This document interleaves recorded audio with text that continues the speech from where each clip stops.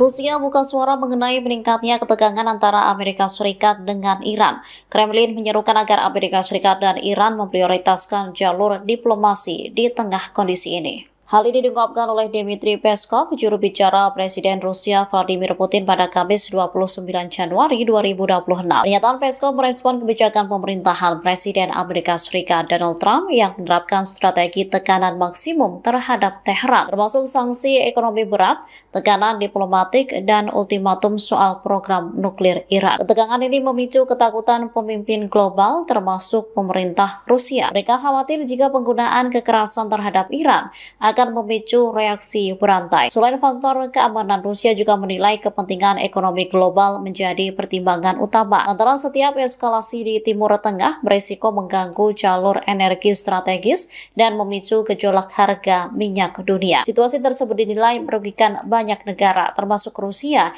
yang berkepentingan menjaga stabilitas pasar energi. Oleh karena itu, Moskow mendesak kedua belah pihak untuk mengupayakan perundingan terkait program nuklir Iran melalui mekanisme politik tanpa harus menggunakan tekanan militer.